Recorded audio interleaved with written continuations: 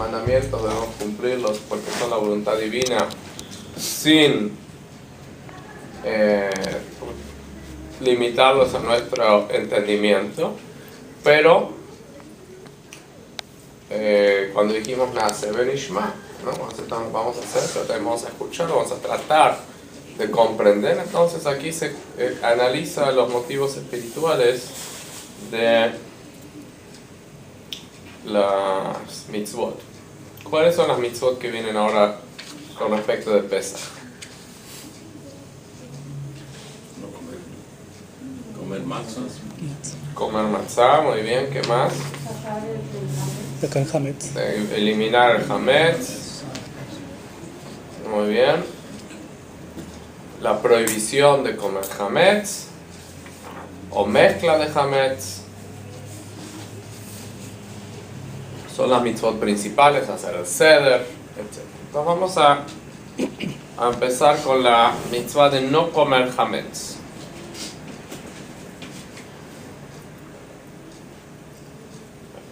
Sabemos que la Kabbalah explica que la mitzvah de ingerir matzah las primeras 2 noches de Pesach tiene muy distintas cualidades, ¿sí? La primera noche de Pesach comemos la matzah, se llama mijla de memnuta, que es el alimento de la fe. La primera noche de Pesach, la matzah que comemos fortalece a nuestra fe. Y la segunda noche de Pesach se llama el alimento de la salud. Queda la persona entonces sano físicamente.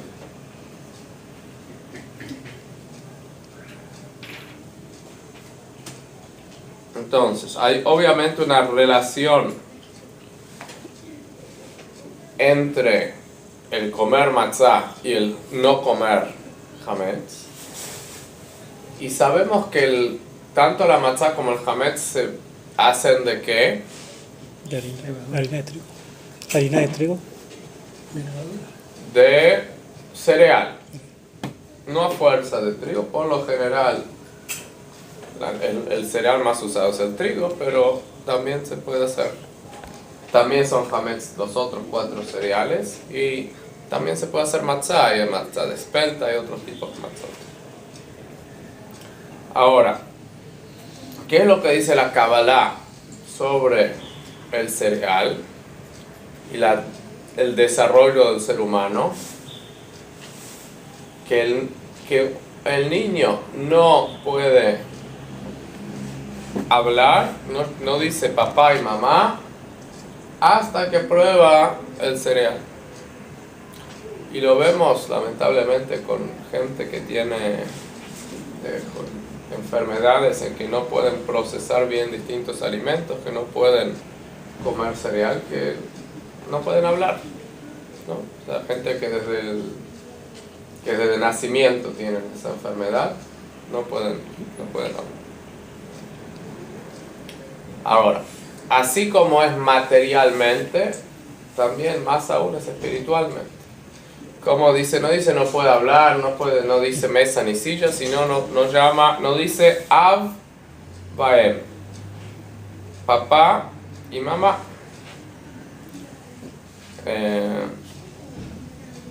Papá se refiere obviamente a nuestro Padre que está en los cielos, a Dios, y se logra esa relación, el llamarlo, el decir su nombre, a través de la matzah. ¿Cómo se llama la matzah en español?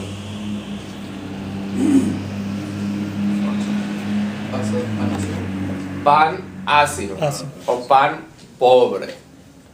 También lo llama la Torah así, lechem oni. Oni quiere decir tiene dos explicaciones, una explicación más. Oni quiere decir aflicción, el pan de nuestra aflicción, porque fuimos afligidos, sufrimos en Egipto. Ani quiere decir pobre, se escribe casi igual.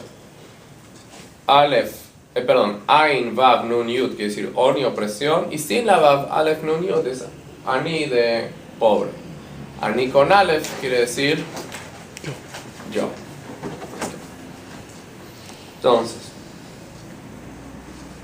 la matzá simboliza la humildad, que es un pan que no se eleva, no se enorgullece.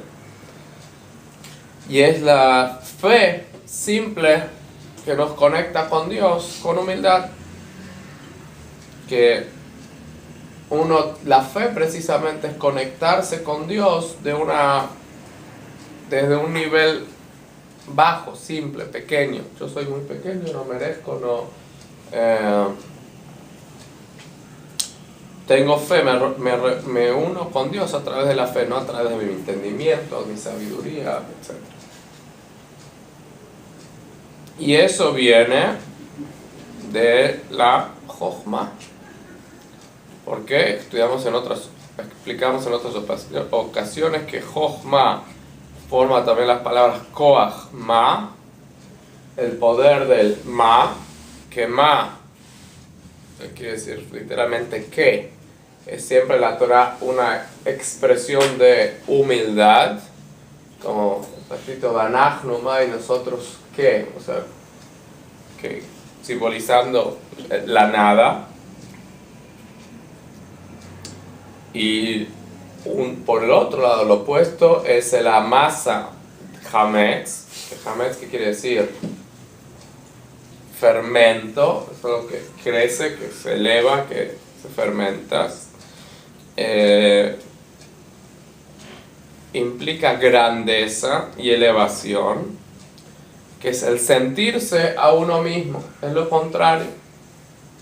La matzah simboliza la humildad y la anulación, y el hametz simboliza el ego, el orgullo, el elevarse a uno por sobre otros.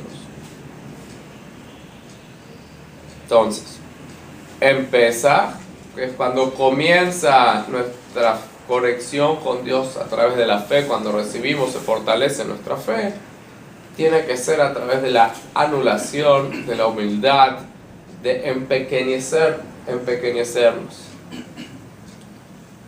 Como cuenta la Ágada, que es el libro que leemos la noche de Pesaj, dice que aunque sea que todos seamos sabios y entendedores y conocedores de la Torá, de todos modos tenemos la obligación de contar la historia de la salida de Egipto. Desde que éramos esclavos hasta cómo Hashem nos sacó y nos liberó, y que si no nos hubiera liberado todavía seríamos esclavos en Egipto. Entonces, cuando uno hace esta conexión con Dios, tiene que cuidarse muchísimo de no tener nada de fermento, de ego, de orgullo, de elevación. ¿Por qué? Porque el Or En Sof, la infinita energía divina, no mora en quien se considera algo a sí mismo, algo independiente, sino únicamente reside el Or En Sof en quien está con completa humildad frente a Hashem. Y eso es lo que dice Abaye be Jochma, que Abaye está en la Jochma, que es la sabiduría, que es el poder de anularse frente a Dios de la humildad. ¿Está claro todo hasta ahora? ¿Alguna pregunta? No. Seguimos. El Pri Etz Haim explica que el hametz y la levadura vienen de de Gesed y Gvura, de el Dat, que está en Katnut, en limitado, pequeño, que de ahí sale el alimento hacia los hitzonim, que son las fuerzas externas, lo opuesto a la santidad.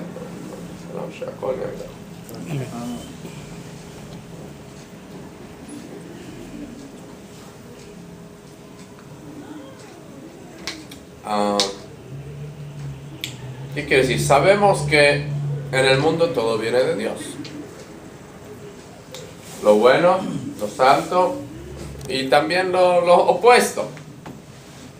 Pero Dios no les da energía de una forma directa, sino se las hace llegar de una forma indirecta. Entonces, eso es lo que llama Yenika de Hitzonim, la alimentación de lo externo, de lo... Entonces, tenemos que tener nosotros mucho cuidado de nunca canalizar nosotros energía hacia el lugar incorrecto. Que a través de los pecados, obviamente, eso es lo que uno hace. Uno llega a hacer, canaliza la energía hacia donde no debe haber energía. Entonces, para entender esto, hay que analizar la diferencia que hay entre las palabras hametz y matzah. ¿Qué diferencia hay? Vamos a escribirlo para que se haga más claro, más claro.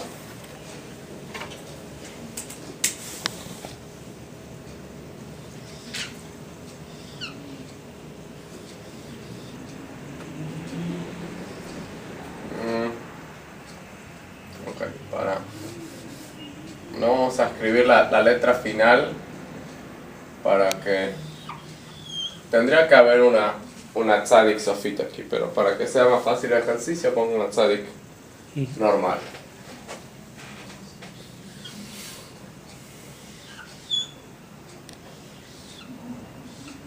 ¿Qué dice aquí? ¿Qué dice aquí? Matzah. Entonces, son las mismas letras, la única diferencia es que la het pase hacia el final y se le quita una pequeña fracción, ¿sí? Ahora, sabemos, ¿qué quiere decir la palabra het? Literalmente. Het es pecado, otra expresión. Het quiere decir pecado. Y la hei es la palabra, la letra que simboliza al nombre de Dios. Entonces, ¿qué diferencia? Aparentemente son la misma letra. Los mismos tres trazos. 1, 2, 3. 1, 2, 3. La única diferencia es que esta tiene menos. Le falta aquí un pedazo. Uno dice, bueno, ¿cómo menos termina siendo más? Entonces la diferencia es que este trazo simboliza pensamiento, este trazo simboliza palabra y esta acción. Cuando uno une a los tres muy rápido, pensamiento, palabra y acción, es una het, simboliza el pecado.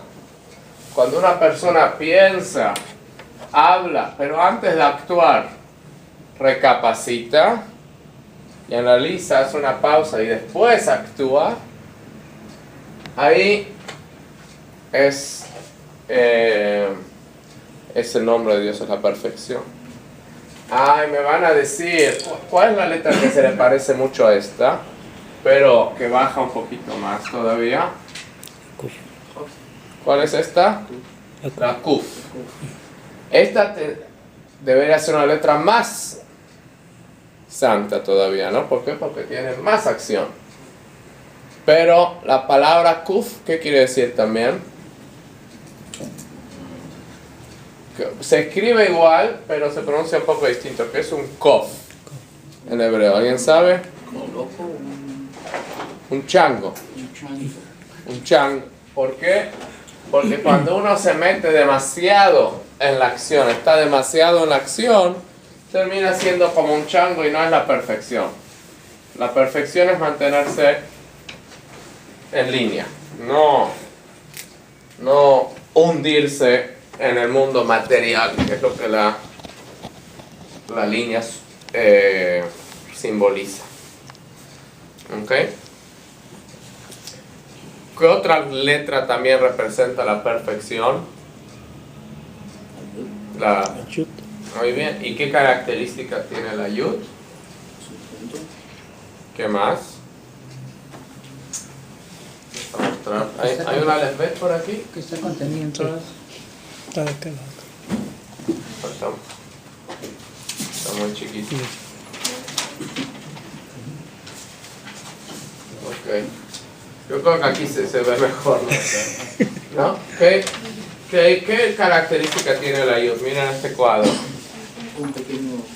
Es la única letra que flota. ¿Sí? ¿Ven? La única que tiene un espacio. Todas están sobre la línea, o sea, baja la línea, la yud flota. La yud está elevada, que es lo opuesto de la kuf, que está demasiado metido en la acción. Entonces esa es la elevación. Pero para nosotros, ¿cuál es la letra perfecta? Dijimos la hey, porque si yud bien representa a Dios, pero nuestra conexión a Dios es en este mundo. El nombre de Dios empieza con yud y termina con hey. Entonces la yud representa a Dios, pero la perfección para nosotros, nuestra relación con Hashem en este mundo, no puede ser nomás como la yud, un punto elevado flotando, sino tenemos que aterrizarlo teniendo la fuerte base de la hey. Entonces la diferencia que hay entre Hametz y Matzah es mínima, como explicamos. Otra, entonces dijimos pensamiento, palabra y acción. Hay otra forma de explicar a los trazos. Hay otras dos formas de explicar a los trazos. Pero básicamente uno es el trazo intelectual, que es Jochma Binah y Dat, que bueno, también es lo intelectual, también está simbolizado por el pensamiento. El otro es el principio de los poderes emocionales, que es Hagat, Chesed, Geburah y Teferet. Y el tercer trazo es Netzach, Od y Esod.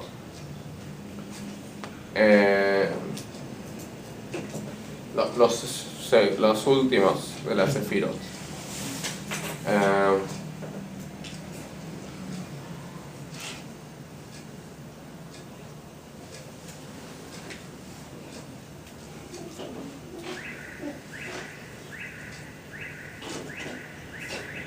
Entonces, hay,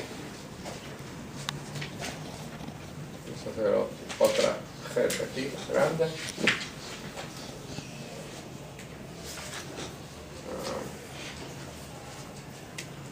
Esta, la línea superior simboliza Jochma Binah y Dat. La línea de la derecha es Geburah Tiferet y esta es Netzach Od Yesod. Ahora, ¿qué diferencia hay entre la Het y la Hei? Que cuando está cerrado, la única apertura es hacia abajo, que simboliza nuevamente la Yenika, la Hitzonim, el enviar energía hacia lo negativo, hacia lo que está abajo. En cambio, cuando está esta ventana aquí arriba, simboliza lo que puede haber elevación, no es la única salida hacia abajo. Entonces,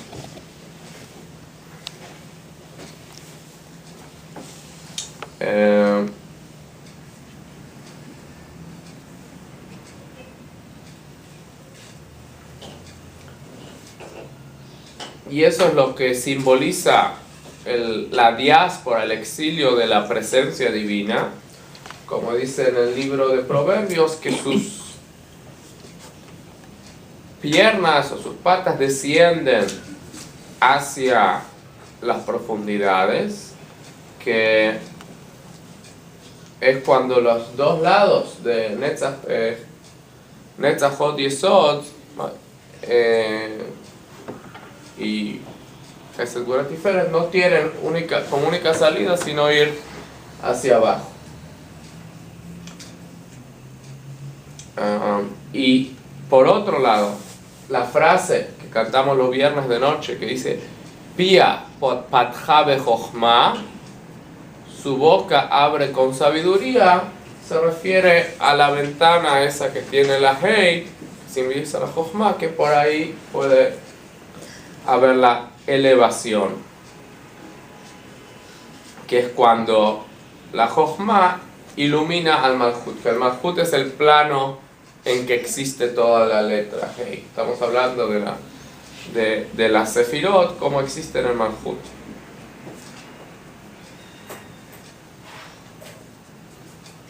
Y está analizado esto con profundidad en la explicación de la mitzvah de comer matzah, que es cómo se ilumina a través de la Jochma. Y por eso está escrito también el libro de Job, Yamutu velo Jochma, morirán pero no con sabiduría. ¿Qué quiere decir? Que la falta de sabiduría por la no sabiduría es la muerte. ¿Qué quiere decir? ¿Qué es lo que se llama muerte? Los hitzonim, lo opuesto a la santidad.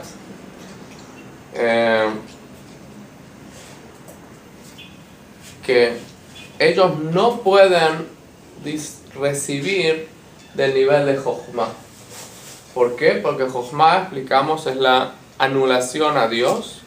Si alguien está totalmente dedicado a Dios, unido a Dios, no puede haber energía que se pierda hacia ninguna otra dirección.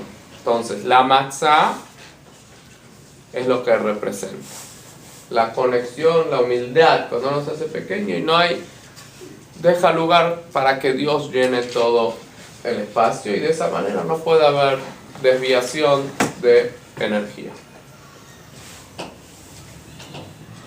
¿Está claro hasta ahora? ¿Alguna pregunta? ¿Seguimos? Puntualizar. En el caso de la parte superior es que la palabra es Joma Binat. El trazo superior. El trazo superior. Sí. Pero es también la expresión, la energía de la expresión también. Representa, pues. ¿Está bien así?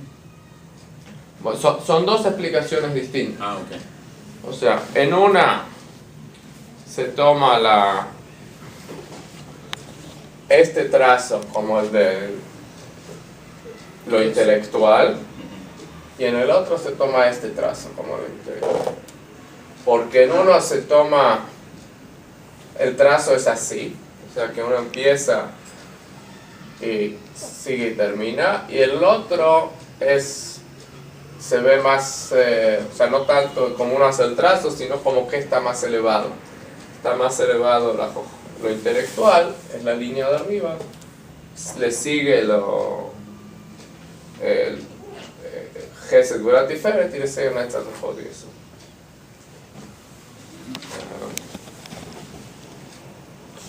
Entonces, el espacio que hay en la Hei simboliza una revelación para que no pueda haber un flujo de energía hacia el lado equivocado, hacia abajo. Eso es lo que permite que haya claridad.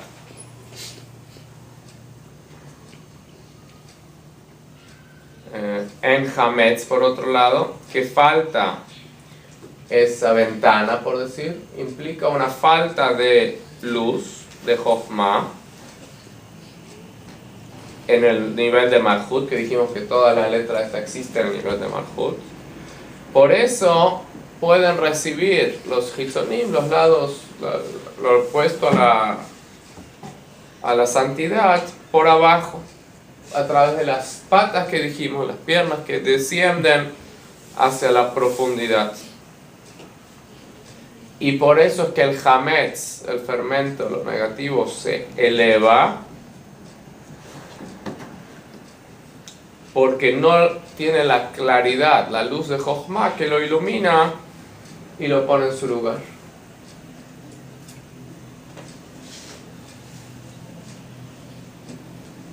Entonces, ¿cuándo es ese? Entonces me van a hacer una pregunta muy lógica. Si el Hametz es algo tan malo, ¿sí? ¿Por qué podemos todo el año comer?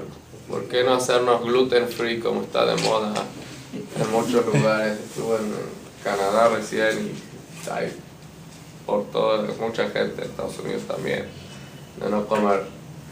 Si el Hametz está tan malo, bueno, entre paréntesis, si uno es gluten free tampoco puede comer matzah que tiene gluten, pero o por qué no ser pan free y comer nada más matzah todo el año. Entonces, porque Pesaj es el momento de la formación de la fe. Es como un bebito, un niño recién nacido, un árbol pequeño, que cualquier marca que uno le hace le va a quedar de por vida, ¿no? Si a uno le grita a un niño muy pequeño, puede quedar traumado para toda la vida ese grito. Si uno le grita a una persona adulta, no le va a afectar mucho, ¿no? Tiene ya la madurez como para la fortaleza interna para no ser afectado.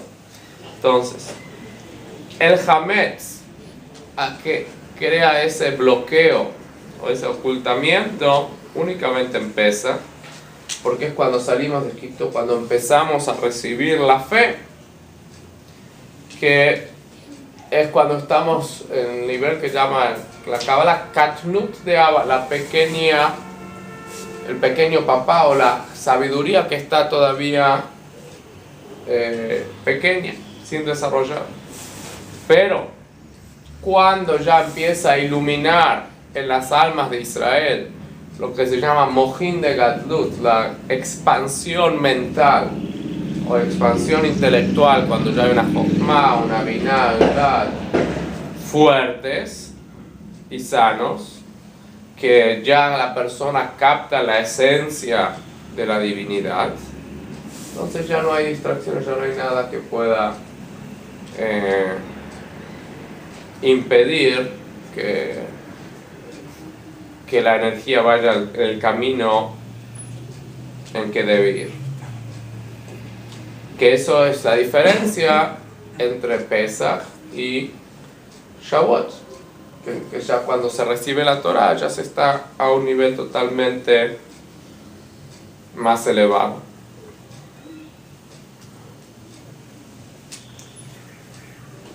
Y una vez que uno llega a ese nivel, puede comenzar a consumir también el Hametz. Puede transformar lo negativo en algo positivo. No puede canalizar la energía aunque vaya todo de forma positiva.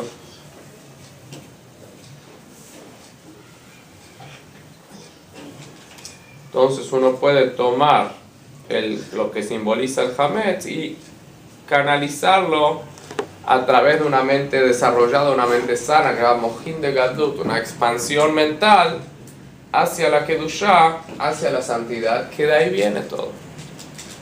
O sea, es como una persona ignorante, por decir, que piensa que está el poder de Dios y el poder del diablo, por decir, que mucha gente piensa que...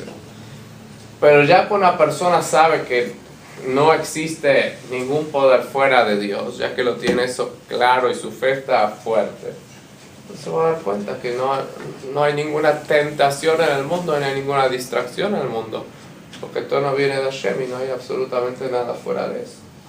Pero para eso tiene que haber esa expansión mental, esa amplitud mental, ese entendimiento que no se logra al principio, sino se logra únicamente después de estar bien desarrollado mentalmente, que es lo que se logra después de Pesaj.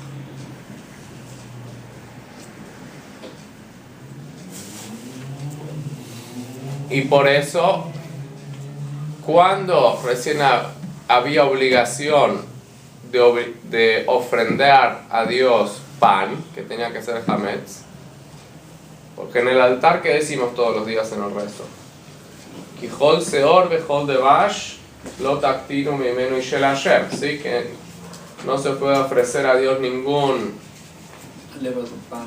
ni levadura ni miel. Muy bien.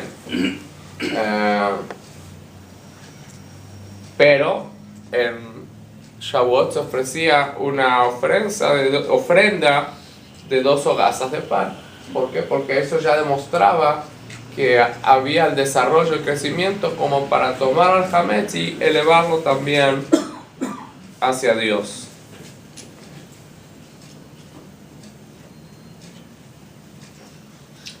Pero en todos los sacrificios, por lo general, y en Pesach especialmente, estaba terminantemente prohibido nada de hametz por el motivo que explicamos.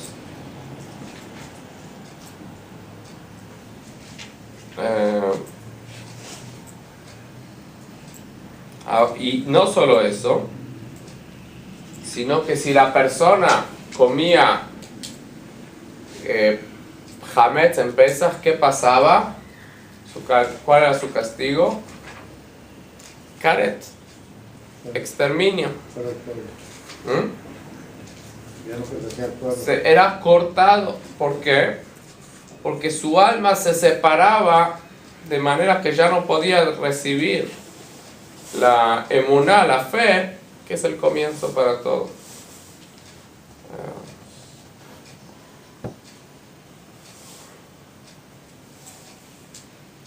Ahora, el Salmo 100 lo decimos todos los días del año, menos Pesach. Bueno, Shabbat no se dice ni Yom Tov, pero tampoco se dice en Pesach. El Salmo 100, que está en la página 31, después de Baruch Shamar, y hay una explicación. En este libro también analiza este salmo, que era un salmo de agradecimiento. ¿Sí? ¿Cómo empieza? Un salmo para la ofrenda de agradecimiento. ¿Por qué? Porque la ofrenda de agradecimiento traía hametz también. Por eso no se dice en Pesach, porque en Pesach no se hacía esa ofrenda, tenía pan. El pan, como dijimos, todavía no estábamos listos en Pesach para ese nivel. Ahora, a continuación de esto, explicamos la prohibición de comer hametz. En Pesach hay una prohibición más fuerte, que no solo no se puede comer hametz, sino no se puede comer tampoco mezcla de hametz. Y que el hametz no se anula de ninguna manera en Pesach. Porque en otras prohibiciones se anulan, unos en 60, hay distintas formas en que se anulan, ¿no? Por ejemplo, pero si una persona estaba haciendo un caldo de res y se le cae tantito caldo de cerdo, por decir, si hay 60 veces, por ejemplo, si hay 60 litros de caldo de res y se le cae medio litro de caldo de cerdo, es kosher, se anula, siempre y cuando no salga muy fuerte, quede mucho. ¿Por qué? Porque esa es la ley, que con muchas excepciones, pero por lo general algo malo, algo prohibido, en 60 se anula. Ahora, si una persona tiene una tonelada de matzá y se le cae una miga de pan, toda la matzá se prohíbe. No se anula ni en 1 ni en 1 billón. La mezcla de hametz también está totalmente prohibida en Pesach. Entonces aquí el Tzemach Tzedek explica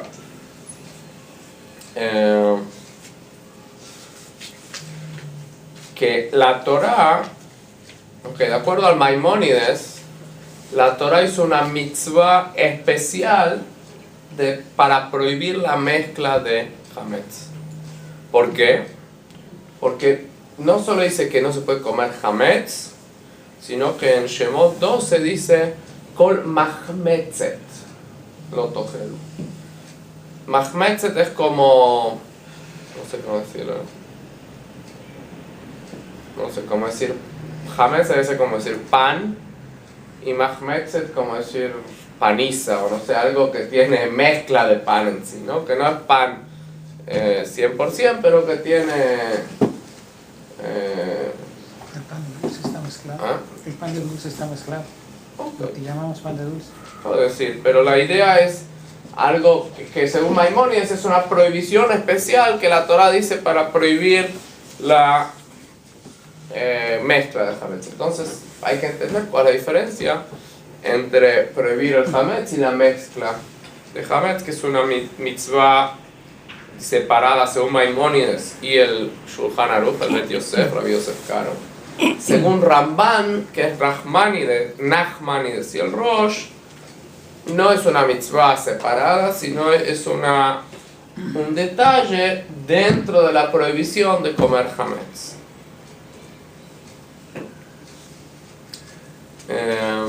Entonces, el Arizal explica la diferencia entre hametz y mahmetzet. A ver, quienes saben un poquito de hebreo, ¿qué les parece? ¿Qué diferencia entre hametz y mahmetzet en el género de la palabra?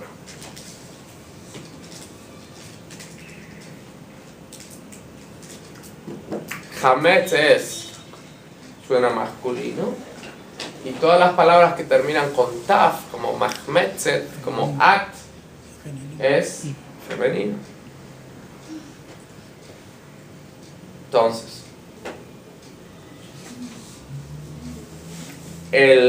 la energía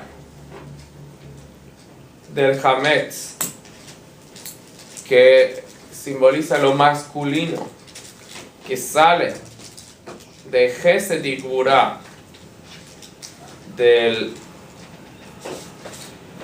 como explicamos, que está la mente expandida y la mente pequeña. De la mente pequeña, de Lea, se llama mahmetzet.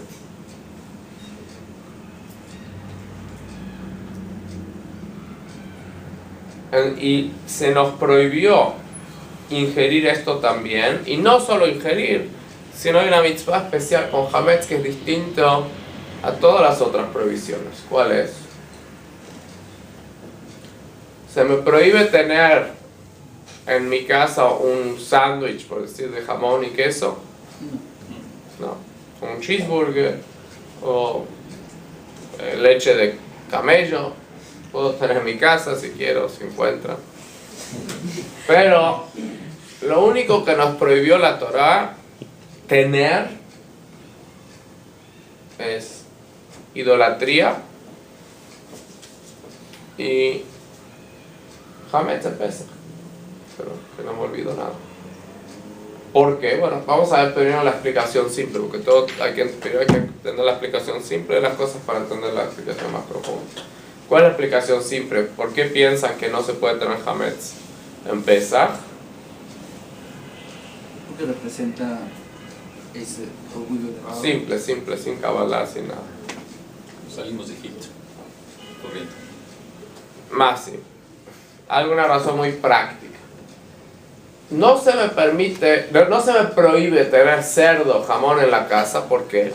Porque yo sé que nunca voy a comer, o sea, es algo prohibido. No que sea bueno tenerlo, pero no hay una prohibición especial. Porque ¿a quién se le va a ocurrir comer cerdo? Es algo que siempre está prohibido. Pero una barra de granola, por ejemplo, que es kosher, y 357 días del año no hay ningún problema en comerse una granola. Entonces, de repente viene Pesach, no digamos en Yom Tov, que uno está todo concentrado, pues uno lo tiene un día de Jolamoel, que es menor santidad, uno va en el carro manejando, encuentra una granola, tiene hambre, no come, me como la granola. Y se olvida, puede llegarse a olvidar, porque no hay una aversión a eso, como uno tiene aversión al cerdo, a la leche de camello, a lo que es 100% prohibido.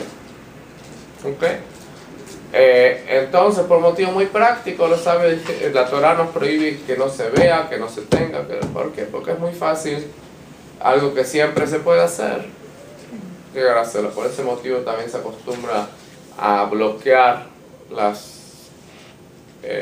switches, los interruptores de la luz en Shabbat. ¿Por qué? Porque uno entra todos los días a su cuarto y está acostumbrado, ni piensa, lo hace automáticamente, enciende la luz. Si en Shabbat no tiene, un día está distraído, dormido en la mitad de la noche, así, no tiene la concentración, puede llegar a encender la luz. Entonces,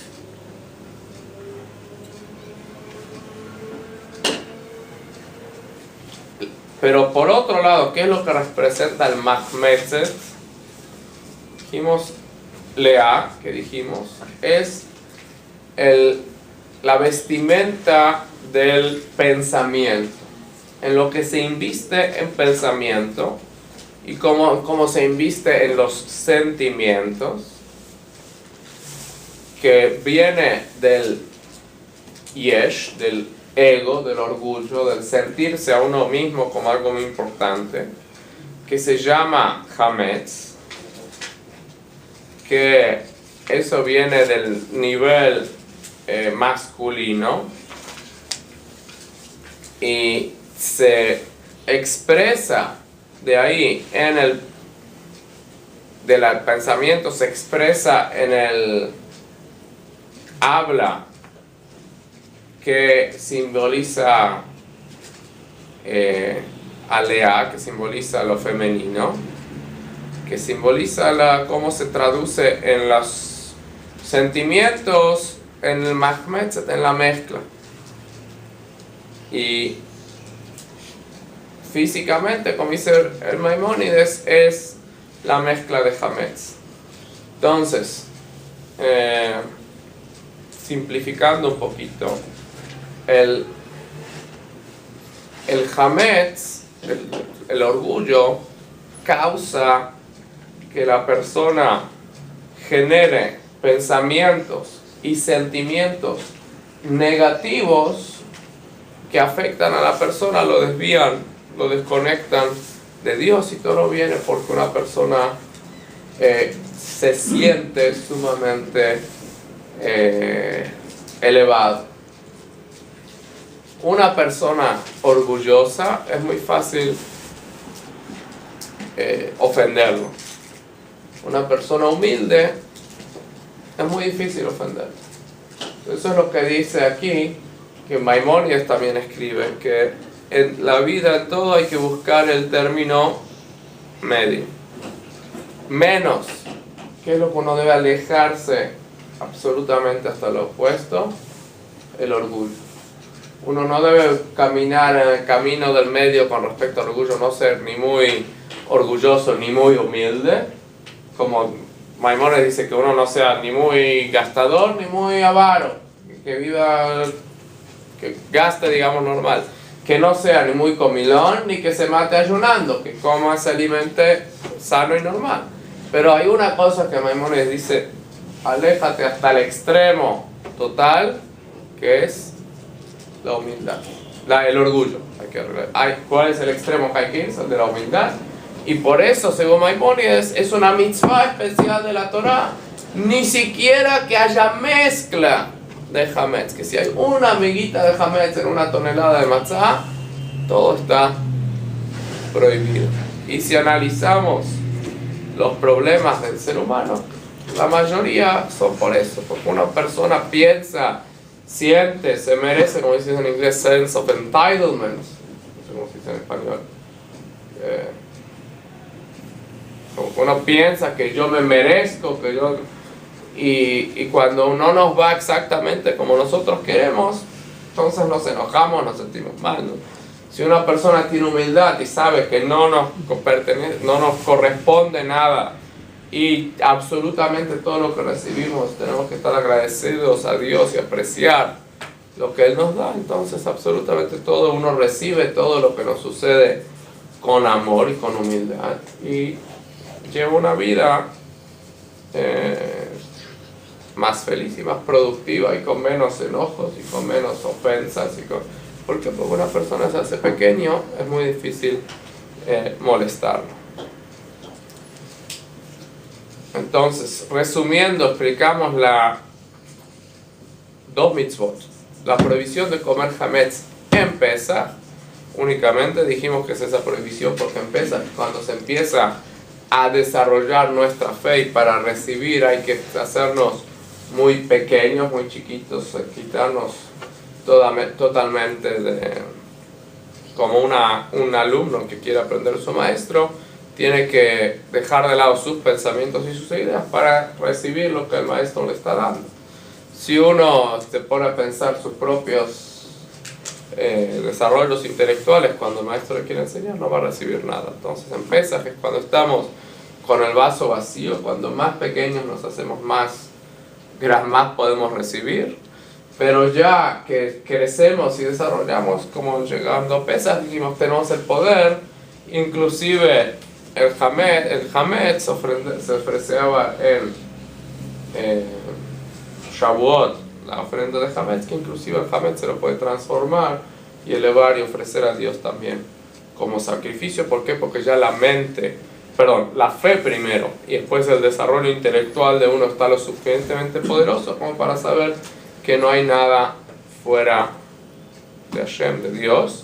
Y la prohibición de la mezcla de hametz, dijimos, porque el hametz representa el ego y hay que alejarse hasta el extremo absoluto de no tener absolutamente nada de orgullo, de ego, sino irnos hacia el nivel de la humildad, que eso es lo que lleva a las personas a tener una vida productiva, una vida de servicio y una vida feliz también. ¿Una pregunta? Rabino, tengo una pregunta sobre las otras mezclas que se pueden hacer de levadura. Ok, la pregunta es buena. Otras mezclas, como puede ser hasta el frijol que se produce levadura, se hace levadura en maíz. Bueno, la mayoría de los judíos no comen nada que pueda hacerse levadura. No comemos, lo que llaman kitniot, granos, ni frijol, ni maíz, ni arroz, nada. ¿Por qué? Porque pesa que no es la prohibición bíblica realmente, pero por cuanto que es muy muy similar y se hace levadura. Entonces, y la Torá, precisamente este pasuk también dice,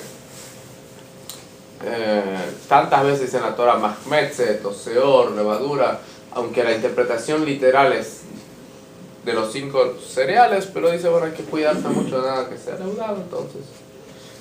Y también lo que quería aclarar es que es la única, o sea, dijimos el caso de una persona que está haciendo un guisado y se le cae algo prohibido, o se le mezcla algo prohibido, únicamente si se cae accidentalmente. Pero si una persona lo hace a propósito y sale, voy a echar un tantito de caldo de cerdo porque igual hay 60 veces más caldo de pollo, ahí si uno lo hace a propósito todo se vuelve prohibido. Y hay muchísimos detalles, cuando uno estudia para rabino es una de las leyes que se estudia, precisamente las leyes de mezclas, que hay muchísimos casos en que no se permite, por ejemplo si es algo chiloso, o algo que da un saborizante, o algo que aunque sea que haya 1000 veces más de uno, pero todavía se siente el sabor, entonces nunca se anula. O si es algo que se cuenta, o si es algo que existe todavía, que no se derritió totalmente como un caldo. Hay muchos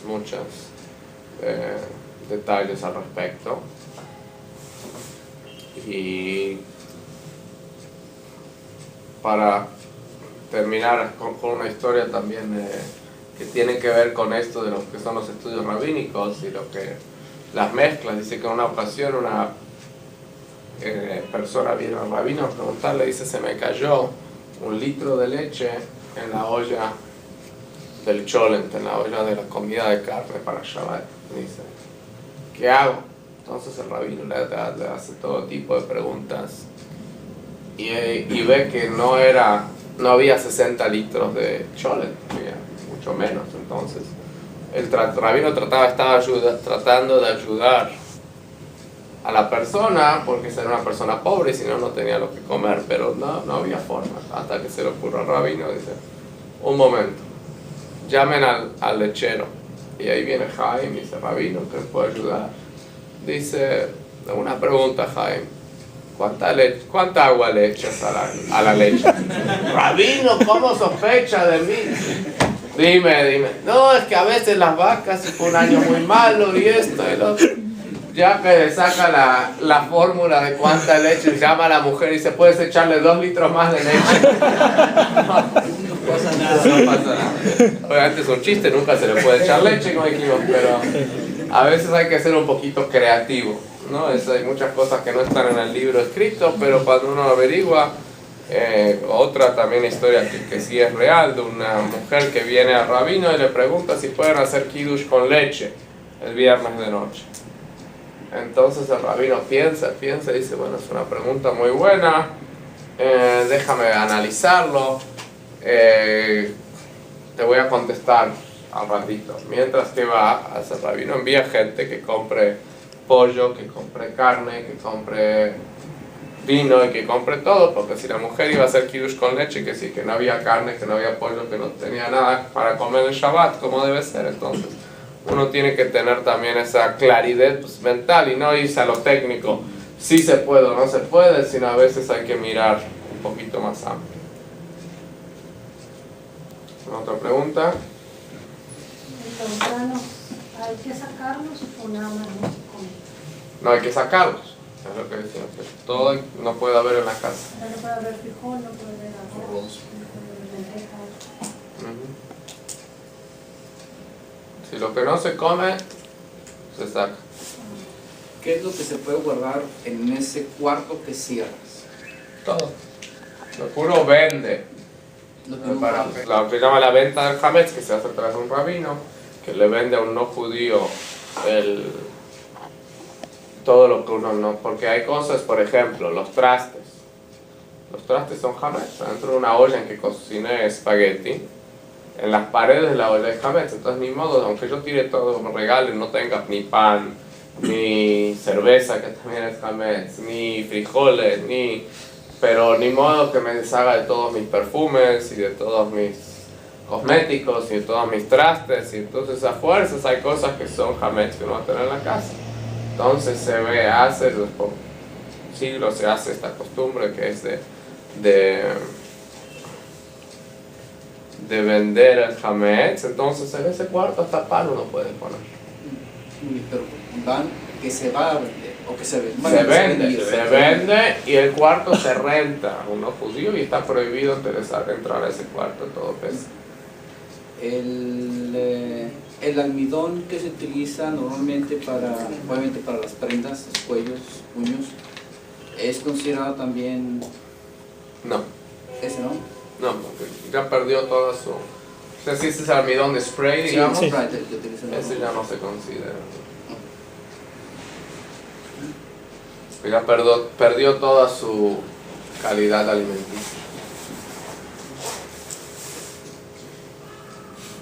¿Cuántos días antes de Pesach debe uno sacar todo de la cocina y todo? Mientras lo saque hasta la mañana de Pesach, cuando uno hace la noche anterior, cuando uno hace la búsqueda del Hametz. ¿Qué costumbres hay en Pesach en el caso de Shabbat? Podemos estar una semana y no acabamos. Una bonita. Una costumbre.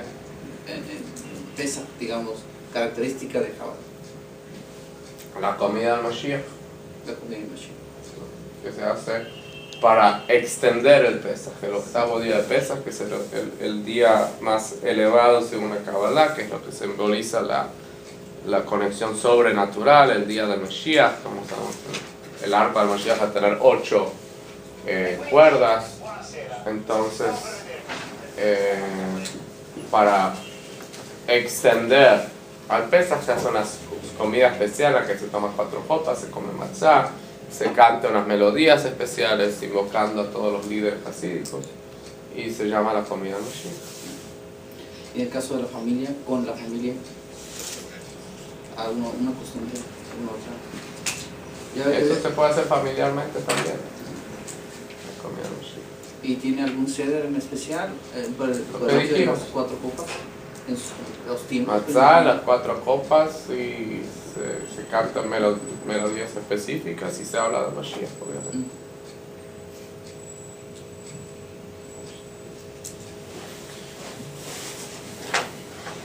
Muy bien.